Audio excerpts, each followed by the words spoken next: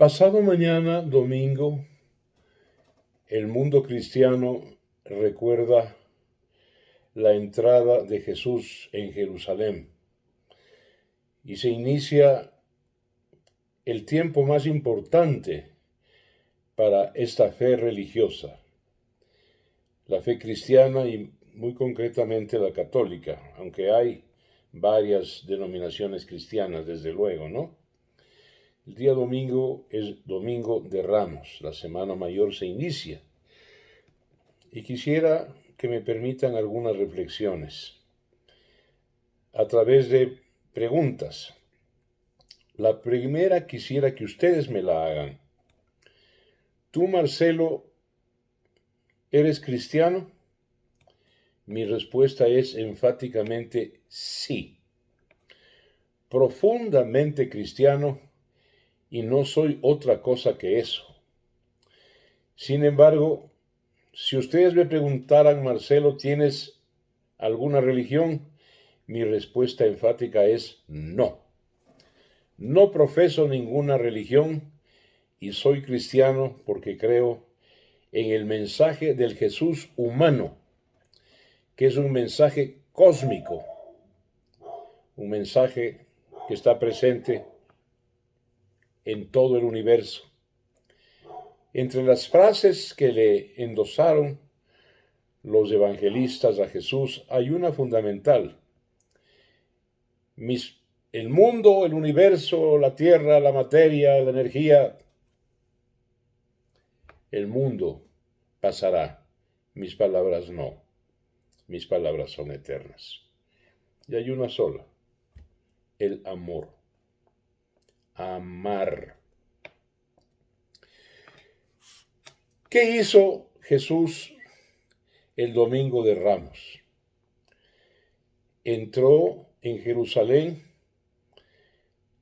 montado en un jumento, en un borrico, en señal de humildad, con toda su hueste y su grey de seguidores, pertenecientes la gran mayoría de ellos al sector norte de Galilea, de Nazaret, que era una región muy, pero muy pobre, distinta que Judea, diferente que Jerusalén.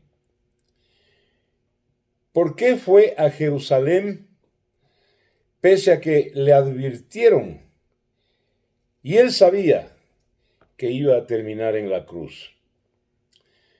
Pues porque las profecías de la Biblia, del Antiguo Testamento, hablan de un Mesías Salvador que entraría en Jerusalén, que sería ajusticiado, que sería matado y asesinado. Y lo que hizo Jesús, que era un creyente pero firme en la tradición de su pueblo, Jesús era un judío, judío de sangre, de raza, de cultura y judío de religión. Era judío. ¿Cuál es la diferencia entonces entre Mesías y lo que más tarde se endosó a Jesús como el Hijo de Dios? Mesías es un ungido, un delegado, un portaestandarte, un elegido y un escogido para que lleve un mensaje trascendental. Ese es un Mesías, es un ungido. Mesías no significa el Hijo de Dios unigénito, engendrado, es decir, encarnado y no creado por los hombres. Cuando hablamos de Jesús como Mesías, no debemos emparejar esta idea a la de Hijo de Dios unigénito y único. Otra pregunta. ¿Dónde y cuándo se confiere la divinidad a Jesús? Durante los 3 primeros siglos de este fenómeno amoroso que se expandía por el mundo mediterráneo, el mundo del Imperio Romano, incontenible e indetenible. Durante los 3 primeros siglos, siglo I, segundo, tercero y comienzos del cuarto, Jesús no era concebido ni interpretado como un ente divino. Entonces, ¿quién y cuándo se decidió esto? Lo decidió un emperador romano, Constantino, en el año 325 de la era cristiana. Porque ya bullía, hervía esta dicotomía, esta encrucijada, esta polémica, este debate. ¿Jesús es divino o no es divino? Constantino, que era arriano, de creencia religiosa, arriano, arrio, no creía en la divinidad de Jesús. Constantino reunió a más de 1000 obispos de todo el imperio en la ciudad de Nicea, ya en el Mar Muerto, en el Mar Negro. Los reunió en un sínodo, en uno que hoy llamaríamos concilio. Los encerró y les dio la orden de que discutieran y sacaran una conclusión sobre esta polémica. La discusión fue ardua, fue terrible, fue inclusive violenta, cuentan. Y a la final, por pocos votos, ganaron los obispos de la divinización de Jesús. Se cuenta y se dice que sobre esta decisión y esta conclusión influyó determinantemente la madre del emperador Constantino, que era profundamente cristiana y de la corriente de divinizar a Jesús. Helena, más tarde conocido como Santa Helena, la madre de Constantino. 325 después de Cristo. Otra pregunta. ¿Conocieron los evangelistas? Juan, Marcos, Mateo. Los 4 evangelistas sinópticos. ¿Conocieron a Jesús? ¿Lo escucharon? No. Ninguno de ellos. Ninguno de ellos. Ellos empiezan a escribir por tradición oral, por lo que escuchan, después del año 70 de la crucifixión, cuando se terminó el exterminio de Roma sobre Jerusalén, cuando no queda piedra sobre piedra, como para decir, no vuelvan a molestar la paciencia, porque los judíos eran muy rebeldes, muy dignos, muy valientes, y eran una piedra en el zapato para el imperio. Roma, la guerra de Roma, no dejó piedra sobre piedra, ni títere con cabeza, ni hueso sano, de Judea en general y de Jerusalén. Entonces, los evangelistas llamados sinópticos escribieron lo que habían escuchado, y ese mensaje ya salió muy romanizado, ya muy gentil, porque ya había la intención de que el mundo judío, las creencias judías se trasladaran a los gentiles, a los paganos. Y ese fue el fenómeno que llevó bajo el brazo Saulo de Tarso, conocido como San Pablo. Así fue históricamente el asunto. Nunca los evangelistas sinópticos conocieron ni escucharon presencialmente a Jesús.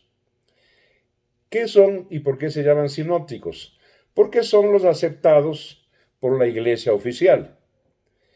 ¿Y cuáles son entonces los evangelios apócrifos? Apócrifo no significa falso, errado, significa no aceptado. No aceptado en estos 4 que coinciden en términos generales, el primero, el segundo, el tercero y el cuarto, por eso se llaman sinópticos y son los evangelios oficiales. Hay como 25 evangelios. Se ha encontrado uno de Judas, otro de María Magdalena, y entre otros, ¿no? Llamados apócrifos. que no significa falsos ni errados, sino no aceptados. Otra pregunta, ¿asesinó el pueblo judío a Jesús? No, enfáticamente no. Este fue un invento de la Iglesia Católica y del Vaticano para perseguir a judíos y hacerlos terminar en la hoguera, en el martirio, en los juicios de ordalía y en la tortura. El pueblo judío no asesinó a Jesús. Entonces, ¿quién? Fue el Sanedrín, que era una especie de gobierno de Judea, afincado en Jerusalén, donde había muchos sacerdotes, no todos, el Sanedrín. Porque claro, no olvidemos que cuando Jesús entra en Jerusalén, él entra a fuetazos a los mercaderes, que eran negocios del Sanedrín. Entonces estaba Jesús conspirando contra su estabilidad económica y sus fortunas. Es el Sanedrín el que empieza a urdir y a tramar el asesinato de Jesús, conjuntamente con el gobernador de Roma, Poncio Pilato, que veía complacido esto, porque a Pilato no le interesaba que Roma, el emperador de Roma, se enterara de que este tipo, este Pilatos, ¿no es cierto?, pues no fuese capaz de mantener en calma a los judíos. Entonces vio con buenos ojos que el Sanedrín y los principales de entre los sacerdotes se confabularan para acusarle a Jesús de una serie de imprecisiones que lo llevaron al Gólgota y a la crucifixión. Pilatos, dicho entre comillas, era un guerrero, era un perteneciente, lo llamaríamos las fuerzas especiales, era un lancero. Pilatos viene de Pilos, que significa la lanza, eran la vanguardia de las legiones, y se buscaba para esa vanguardia a los más valientes. Pilatos era uno de ellos, un portador de pilos, de lanza, por eso Pilatos. Otra pregunta. ¿Fue María Magdalena una prostituta? No. María Magdalena verosímilmente era una aristócrata de la región de Magdalo y era oriunda o vivía en un palacio, fiel seguidora de Jesús, y se dice, esto nadie ha comprobado, que era la mujer a la que amó Jesús y era una de sus discípulas preferidas por su inteligencia, su agudeza. Esta es por quien le prostituye a Magdalena es el Papa Gregorio I en el año 495. Gregorio I le declara a Magdalena prostituta. ¿Por qué? Porque le dio la gana. Porque la iglesia era patriarcal, era paternalista, lo que hoy conocemos como machista. Magdalena nunca fue prostituta. Eso hizo el Papa Gregorio en el año 495 de la era cristiana. Vuelvo al principio, a la pregunta que imaginariamente habría querido que ustedes me la hagan. Marcelo Dotti, ¿eres cristiano? Sí, y es lo único que soy. Cristiano convencido, cristiano cósmico y luchador contra todo lo que es incorrecto, todo lo que es delictual, todo lo que es mentira, engaño, robo, todo lo que la iglesia o las iglesias conocieron más tarde como pecado. Y un luchador que afronta cualquier consecuencia en ese sentido. No le tengo miedo a la muerte. Creo en Dios firmemente y estoy seguro de que al terminar mis días, Él me llevará consigo y me recogerá. Muchas gracias.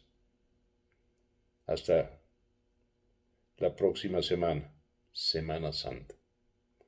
Un abrazo amoroso, cristiano, fraterno para todos ustedes.